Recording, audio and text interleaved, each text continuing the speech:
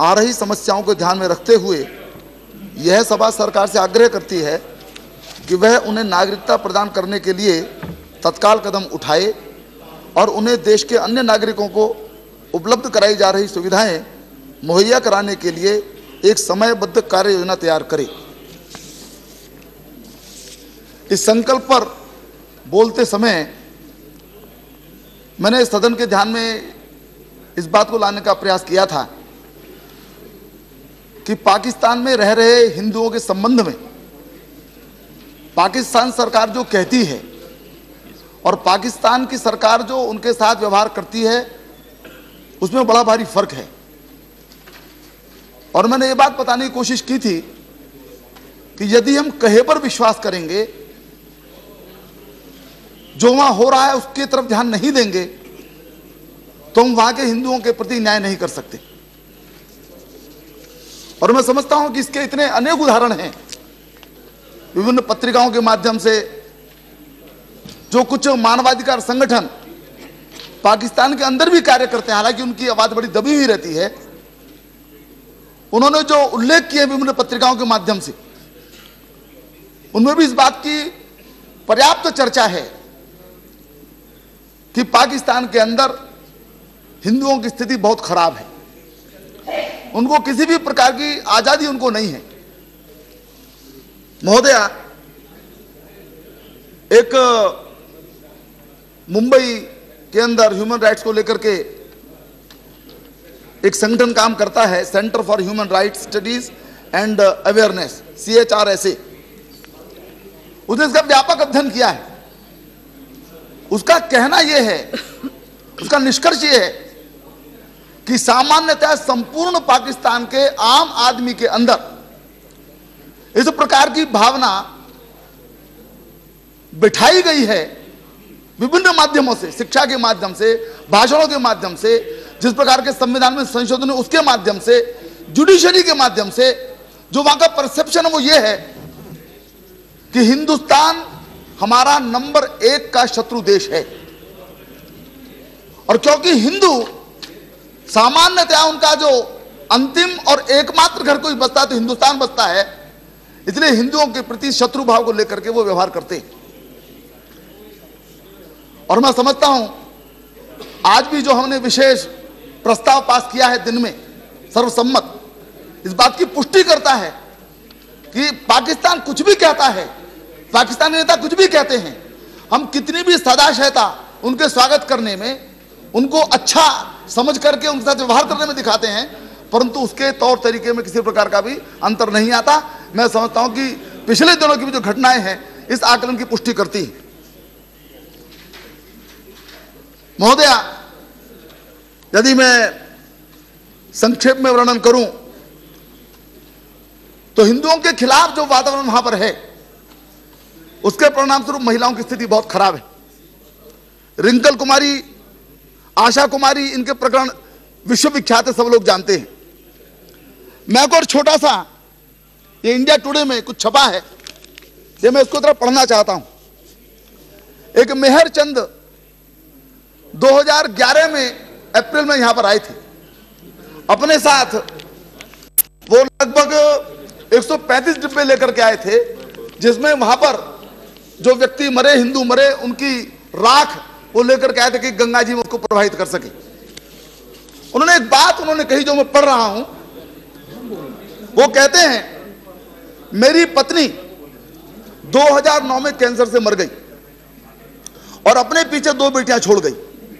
पत्नी की मृत्यु के बाद एक सुबह मैंने पाया कि मेरी छोटी बेटी, जो उसमें 16 साल की थी, गायब है। पूछताछ करने पर मुझे बताया गया कि वह अपने से काफी बड़े उम्र के एक गुंडे के साथ भाग गई है।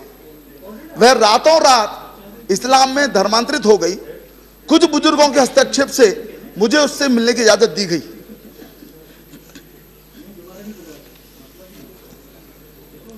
वह रोते हुए मेरी छाती से चिपक गई। मुझे कभी विश्वास नहीं था कि वह भाग गई है। वह गुंडा मेरी बेटियों में नजर रख रहा था। मैंने बड़ी बेटी की शादी समय रहते कर दी थी, छोटी बेटी अभी बच्ची थी। काश मुझ में साहस होता कि मैं अपनी बेटी के लिए लड़ पाता। स्थानीय पुलिस ने मेरी कोई मदद नहीं की। ये महोदय ऐसे अनेक प्रसंग हैं जिनको ठीक से पढ़ पाना भी संभव नहीं है, सुनकर के भी दिल दहलता है। इसी प्रकार से वहां के रीति रिवाज हैं, हिंदुओं के रीति रिवाज हैं, यानी कोई इसका रिश्तेदार मरता है, कोई परिवार में मरता है, शवदाह नहीं कर सकते, कोई त्योहार पर कोई शोभा यात्रा नहीं निकाल सकते, पूजन नहीं कर सकते, यानी ये स्थितियां वहां पर हैं। आर्थिक दृष्टि से भी ऐसे अनेक उदाहरण हैं, मैं उनको बिल्कुल कोट करके अक्षर से नहीं कहना चाहता हूं कि कुछ ऐसे जो लोग वहां से आए भाग करके, उन्होंने बताया कि छोटा मोटा हम काम करते थे, जो उनके मुस्लिम ग्राहक थे उन्होंने यह सोच करके कि ये हिंदू है इसलिए इसका रुपया देने का कोई लाभ नहीं है, उन्होंने उसका पैसा देना बंद कर दिया, उनकी पूंजी समाप्त हो गई और लूट पिट करके वो भारत आ गए। यानी आर्थिक दृष्टि से, सामाजिक दृष्टि से, धार्मिक दृष्टि से सब प्रकार से हिंदुओं का उत्पीड़न वहां पर हो रहा है। दुनिया के अंदर मानवाधिकार संगठन है, हम स्वयं भारत मानवाधिकार के लिए बहुत लड़ता है। यदि कोई संकट होता है तो हमारे प्रधानमंत्री जी की रात को कई बार नींद भी नहीं आती है उनको, अच्छी बात है, इतना संवेदनशील होना चाहिए, परंतु ये हैरत है कि हिंदुओं की इस दशा के प्रति ये संवेदना क्यों नहीं है। मानवाधिकार के जो माने उनको जीवन का अधिकार नहीं, विचार की आजादी नहीं, उनको संपत्ति का अधिकार नहीं, यहां तक कि न्याय प्राप्त करने की भी उनको छूट नहीं है। जो दो लड़कियां जिनका मैंने पहले भी जिक्र किया, रिंकल और आशा, उनके प्रकरण के अंदर दिखाई देती। महोदया, अंतर्राष्ट्रीय स्तर के ऊपर जो यूनाइटेड नेशंस उसने रिफ्यूजी की एक परिभाषा दी है, मैं उस परिभाषा को पढ़ना चाहता हूं। यह परिभाषा कहती है, refugees are people who are forced to flee their countries because of threats to their life linked to their race, religion, nationality, membership of a particular social group और political opinion। ये यूनाइटेड नेशन के द्वारा शरणार्थी की परिभाषा है।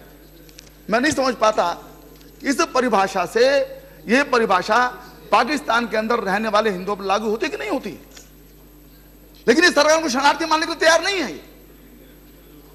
यह सरकार उनके किसी भी दुख सुख को समझने के लिए तैयार नहीं। और जबकि मैं तो इससे एक और आगे की बात कहना चाहता हूं, पाकिस्तान के अंदर रहने वाले हिंदू ये वो लोग हैं जो देश के विभाजन के समय हमारे नेतृत्व के ऊपर भरोसा करके वहां पर रह गए थे, उनका कोई अपराध नहीं। नेहरू जाकर समझौता हुआ, अन्य सारी बीच में जो बातें हुई, उनके ऊपर भरोसा करके वो वहां पर रहे।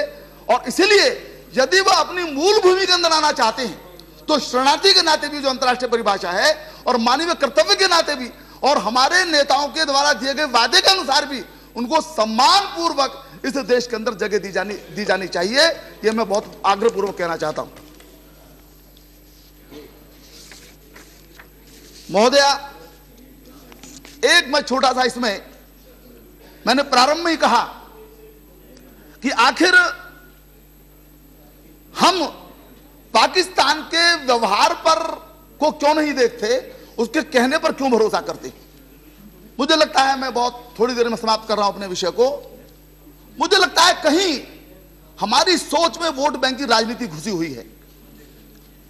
मैं बहुत विनम्रता से कहना चाहता हूं कि हम हिंदुस्तान में रहने वाले प्रत्येक व्यक्ति को केवल हिंदुस्तानी को नहीं समझते, भारतीय को नहीं समझते।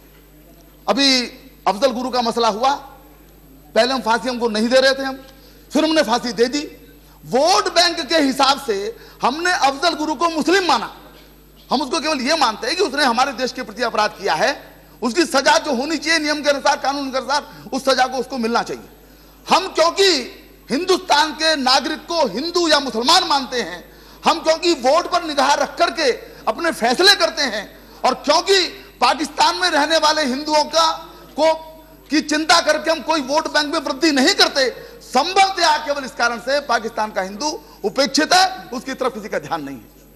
और सरकार इस तरफ जब तक ध्यान नहीं देगी, हम अपनी मौलिक इस सोच को जब तक नहीं बदलेंगे कि एक तुष्टीकरण के लिए, एक वोट बैंक की राजनीति के लिए हम किसी खास वर्ग की चिंता करें, किसी खास वर्ग को हमारी तरह तकलीफ होती है। ये कैसे मान लिया गया कि अफजल गुरु को यदि फांसी तो सारा मुसलमान नाराज हो जाएगा। ये बात सच नहीं है। ये कुछ लोग होंगे, कुछ ये सब ऐसे लोग सब तरफ होते हैं, परंतु जब हमारी राजनीति, हमारे राजनीतिक निर्णय इस प्रकार के दबाव में रहते हैं तो हम वोट बैंक की राजनीति के परिणाम स्वरूप अपने उन लोगों की भी चिंता नहीं कर पाते जिनकी चिंता करने का हमारा कर्तव्य है। और यही कारण है कि हमने कहीं भी, यानी चाहे अंतर्राष्ट्रीय मंच हो, उनके ऊपर भी हमने इन विषयों को उठाया नहीं। एमनेस्टी इंटरनेशनल है, ह्यूमन राइट्स के संगठन है अंतर्राष्ट्रीय स्तर के ऊपर, कभी भी उन्होंने पाकिस्तान में रहने वाले हिंदुओं की दशा का संज्ञान ही नहीं लिया, हमने उठाया नहीं कभी। क्योंकि जबकि ये जो सारी समस्याएं वहां की हैं वो उनके लिए बड़ा फिटेस्ट केस है जिसका उनको अध्ययन करना चाहिए, उसके अंदर हस्तक्षेप करना चाहिए, हमने कभी उसकी कोशिश नहीं की। सार्क के हम सदस्य हैं, सार्क के अंदर पाकिस्तान भी है, हमने कभी इस मुद्दे को वहां पर नहीं उठाया। हम मानवाधिकार के नाते, और जैसा मैंने प्रारंभ में ही कहा, ये हमारी इस नाते भी जिम्मेदारी बनती है कि हमारे नेतृत्व का भरोसा करके वहां पर हैं, वो यदि आना चाहते हैं उनकी हम चिंता करें। अभी वहां के जो गृह मंत्री हैं उन्होंने तो ये कह दिया कि जो वीसा वो गलत जारी किए गए, यदि इस स्थिति के अंदर उनको ना वीसा दिया जाएगा ना उनको सुख चैन से रहने दिया जाएगा तो उनकी चिंता कौन करेगा। तो हम इस बात को उठाएं, ये हमारी जिम्मेदारी है। हम जब इस विषय को उठाएंगे तो अंतर्राष्ट्रीय संगठन भी इसका संज्ञान लेंगे और इस समस्या का हल होगा। कुल मिलाकर के मैं सरकार से यह अनुरोध करता हूं कि इस विषय की गंभीरता को समझे और जो पाकिस्तान के अंदर हमारे ये हिंदू लोग हैं उनको शरणार्थी के नाते या जिस किसी भी तरीके से उनका सुरक्षित जीवन वहां हो, और वहां नहीं है तो उनको, और जो यहां पर आए हैं वहां से भाग करके उनको हम उचित रूप से नागरिकता प्रदान करें। इतना निवेदन करके अपनी बात समाप्त करता हूं। बहुत बहुत धन्यवाद।